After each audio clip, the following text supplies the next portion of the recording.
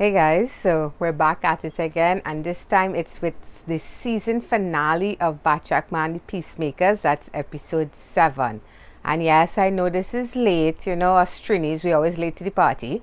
But all seriousness, I really enjoyed this one, guys. I wanted more, I always want more, but it also did some things that I didn't see coming, and I think it would shake things up pretty interestingly for season 2.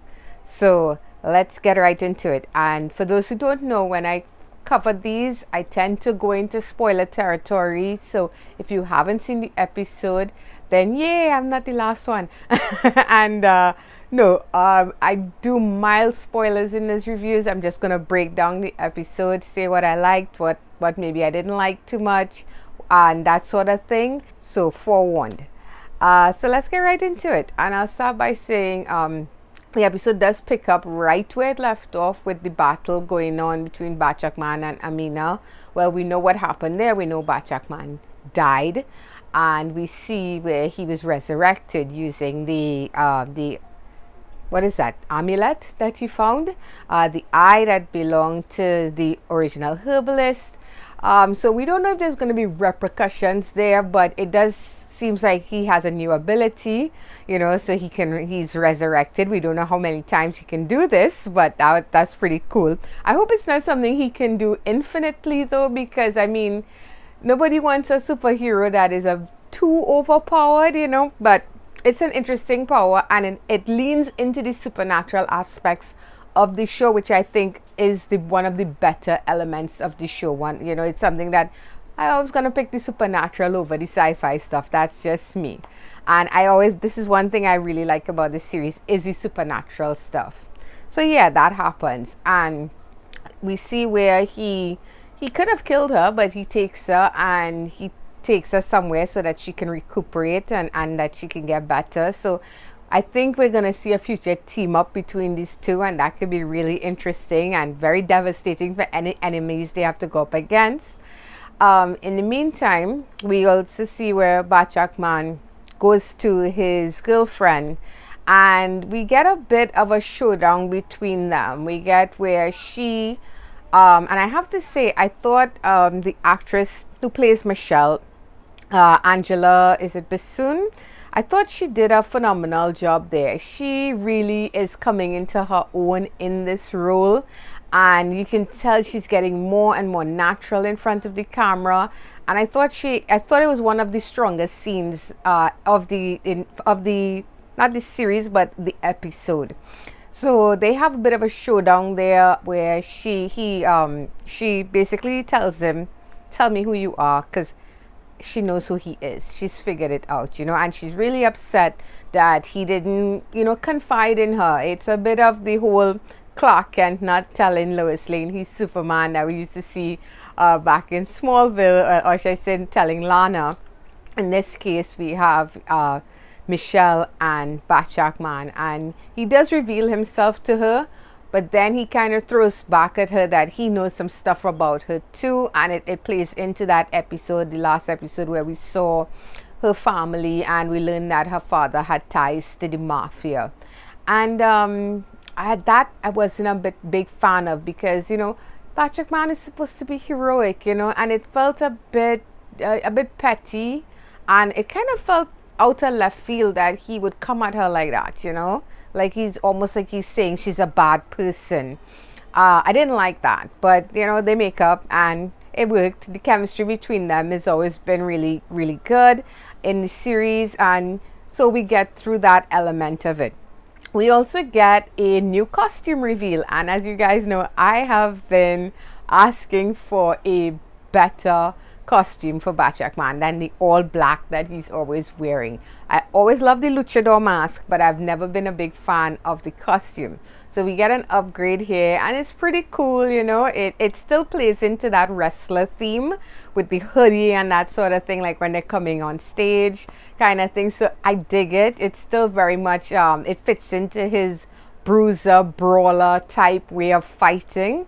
So yeah, I dig it, and hopefully we'll see more and more upgrades for all of the characters. And we see where they go to kind of team up with Diana of all people. And they decide to put aside for now, whatever they have between them and team up to take on new big bad that is introduced here. And that new big bad goes by the name of Papa Boa.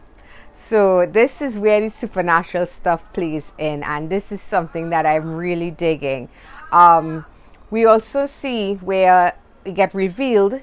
Now remember, Michelle did test the serum on herself, that she perfected it, so to speak, and we didn't know what powers she got from that. And it's revealed here that she gets the power of telepathy. And she's telling, she's letting Diana know that if you mess with us, I will take you out because, I have this power.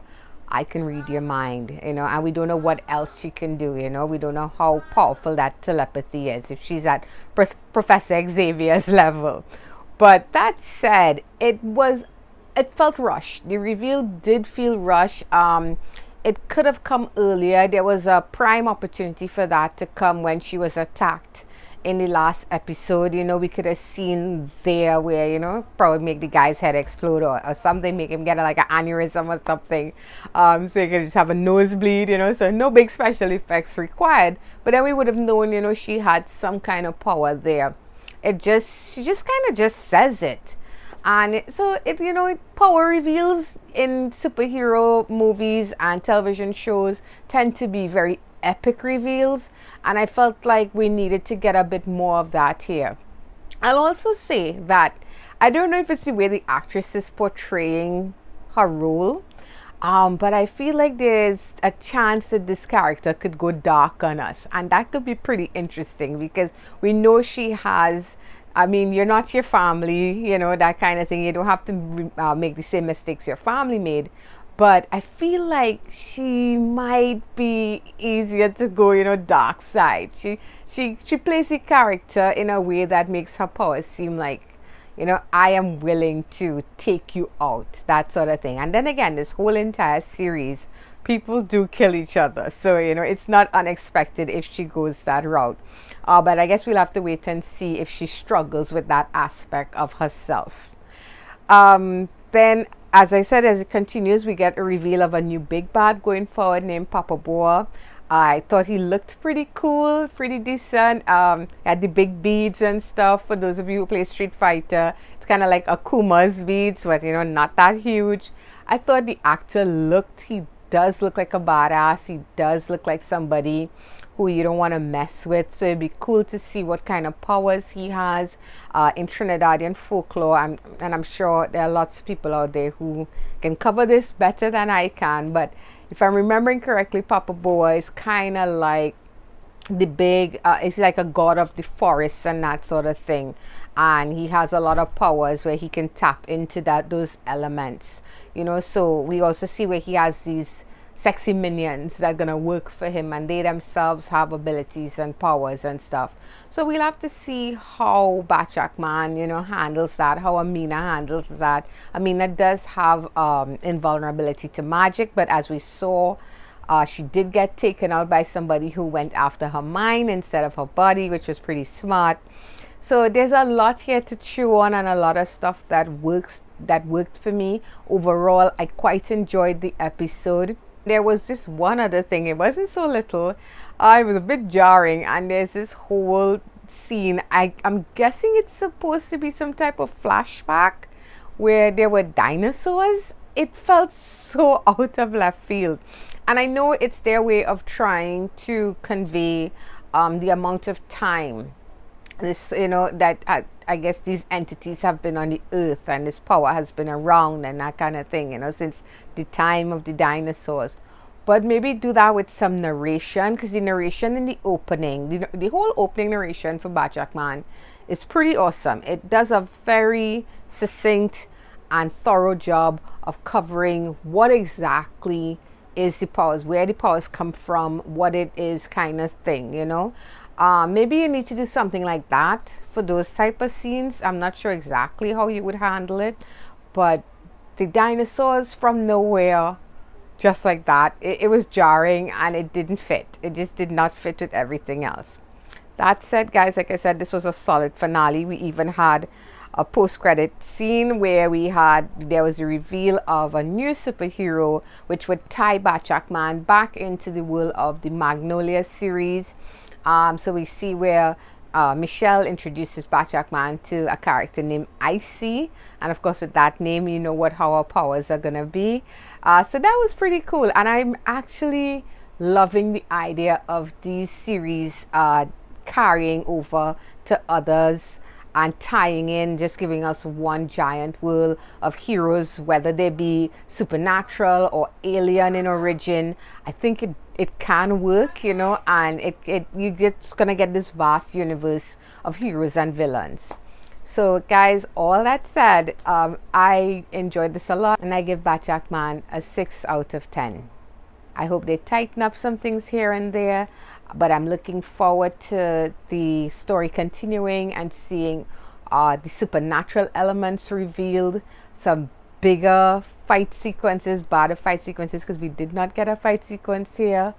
I mean, that's not a make or break, because you can have a finale that doesn't have a fight sequence, but then again, this is a superhero type series, so you know, at least give us like one fight sequence, even a short one, and I can't wait to see what they do going forward. So that's going to be it for this one, guys, and I hope you enjoyed it. If you did, please feel free to hit that thumbs up button. It's always appreciated. If you're new and you'd like to subscribe to my channel, you can click on my face when it pops up right about there, and you can check out past episodes and the entire Batchack Man season 1. It's right there for you to check out. And until next time, bye-bye.